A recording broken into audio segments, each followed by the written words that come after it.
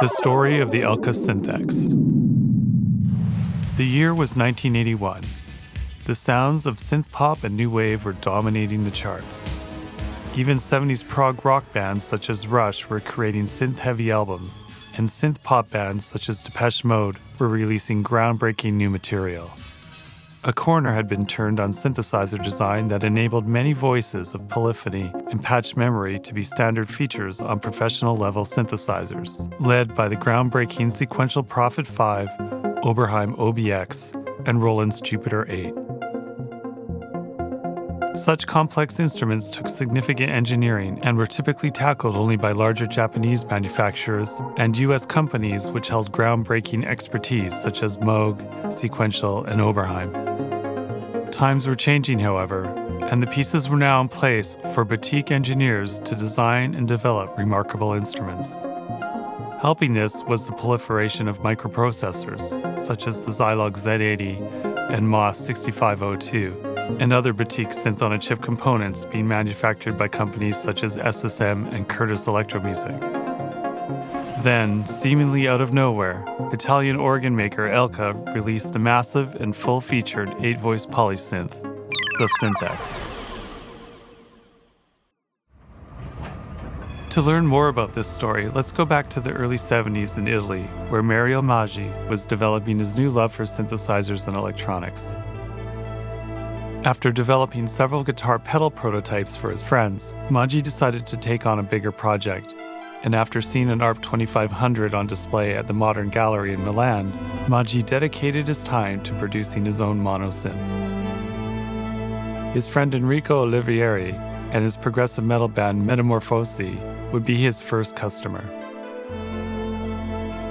In 1974, his synth design was further refined for the Italian company Gen, and was produced in small quantities as the Synthorama. It had a sound similar to the ARP Odyssey or Minimoog, and with surprisingly stable oscillators.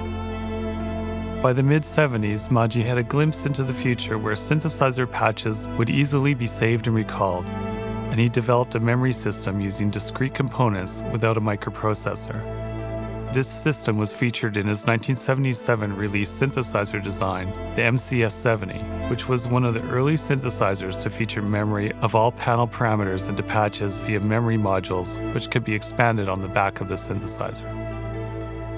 Before presenting his one MCS-70 prototype to prospective distributors, Maji helped his friends Romano Mustamara and Claudio Gizzi create the album Automat, in which all sounds from the album were created with his MCS-70 prototype.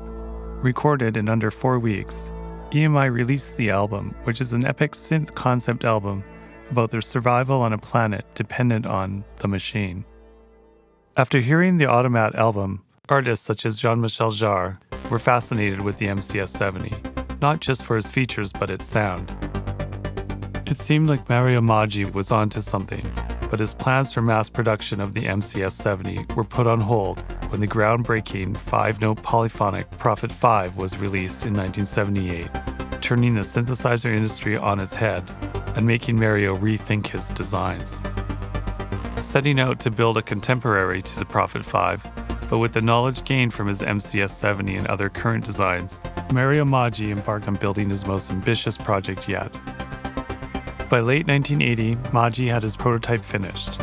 Borrowing some terminology from the Oberheim OBX, he gave it the name Synthex, as to portray something grand and polyphonic.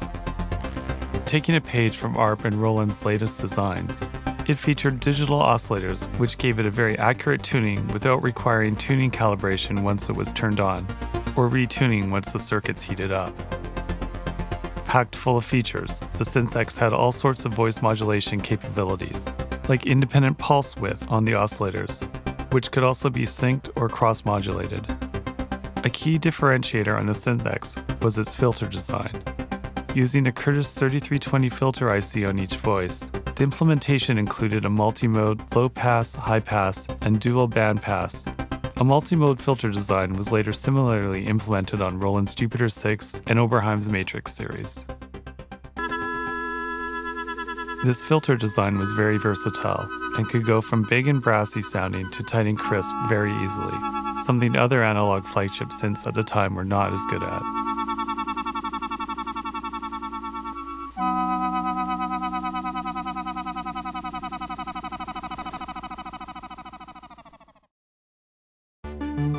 Despite such incredible engineering by a single synth designer, Mario still needed a manufacturer to realize and market his dream synthesizer. His own company, ASE, was too small to finance and take on such an ambitious task of going up against market leaders Roland, Oberheim, and Sequential. After being turned down by other manufacturers such as Krumar, a friend of Mario's helped him approach successful Italian organ manufacturer Elka, who were looking to expand into the high-end synthesizer market. Despite not being entirely convinced, a partnership was formed to build and market the Synthex.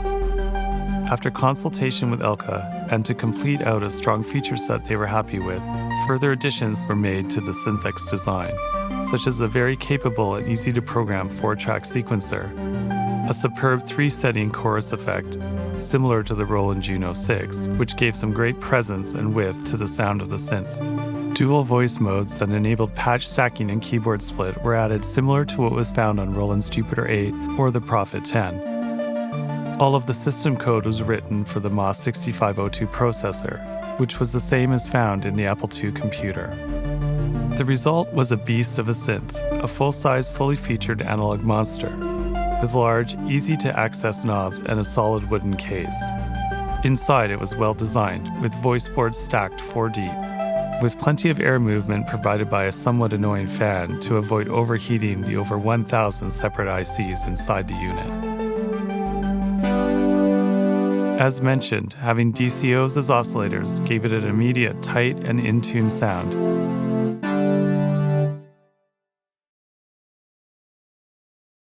The 4-track sequencer was very capable and allowed programming in step time. Real-time modulation could be performed with the joystick control, which could be uniquely used to bend LFO, filter, or oscillators at the same time, depending on the XY manipulation. The 40 program memory was standard at the time, although many manufacturers were starting to add larger storage options, such as 128 programs or cartridge RAM support. Elka presented Maji's revised prototype at the 1981 Frankfurt Music Messe to gauge consumer reaction, which turned out to be very good. The integrated 4-track polyphonic sequencer was incredible for demos, and the synthesizer created a tremendous amount of interest with sales representatives from various retailers. Shortly afterwards, Elka pressed forward manufacturing the first run of 50 instruments, which quickly went into showrooms across European distributors in early 1982. Paul Whiffen of the Oxford Synthesizer Company was asked to create the 40 preset programs to ship with the Synthex, and he did a marvelous job showcasing its power and versatility, and many of these sounds would feature in famous pop music recordings over the next few years. By 1983, with these 50 units out in the wild, Elka then built a second batch of 200 more Synthexes, which were now available with a flight case and legs with a leg case as perfected by their previous organ designs.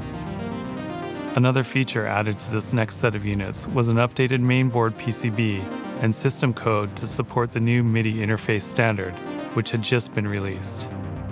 A MIDI adapter was provided that plugged into the Synthex computer interface, which was provided on the bottom left rear panel, and enabled other manufacturers to develop integration applications. Although Maji was around to oversee the production of the first batch of units, Elka at this time cut its ties with Maji, and he was no longer involved with the company throughout most of the production run. Sales on the Synthex started off surprisingly slow, as music store manufacturers were hesitant to stock the unit to go along with other high-priced competing synths from manufacturers already well established in most shops. Where the Synthex did sell well was in organ shops, where Elka was already considered an established and reputable name brand. The Synthex was sold primarily through distributor demos and word of mouth, and eventually an instrument found its way into the hands of Asia's Jeff Downes, where Jeff used the Synthex all over Asia's third album, Astra.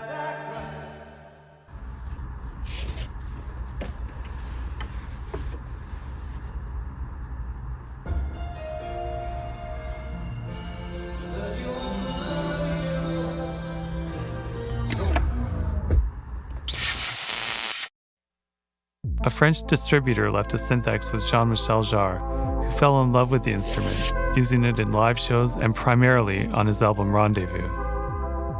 I have a copy of Rendezvous, and it is indeed almost a tribute to the Elka Synthex in its entirety.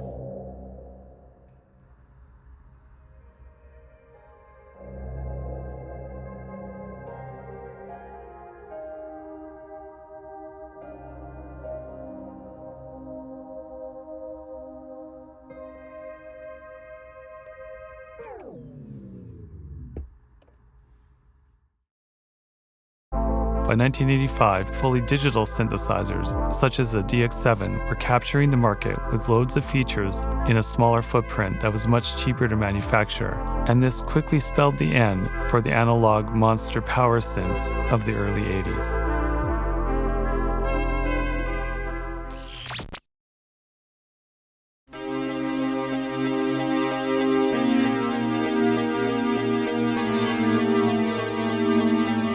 By 1986, after producing approximately 1,000 instruments, mostly with serial numbers between numbers 700 and 1600, Elka decided to wind down the production and sell off the remaining instruments for under $1,000 directly through ads in the magazine Electronics and Music Maker.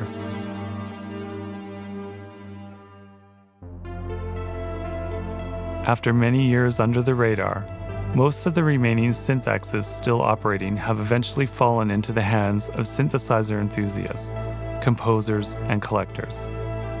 Today, the Synthex is highly regarded as one of the world's most sought-after vintage synthesizers, and due to the small quantity produced, getting the chance to play one can be a dream for many.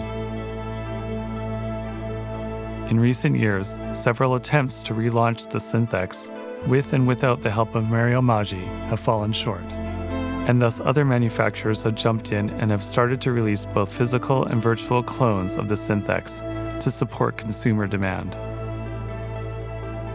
The Synthex, to this day, is an engineering marvel, where one man's dream to create a synthesizer that outperformed the largest manufacturers of the day became reality and left its mark on 80s pop music forever.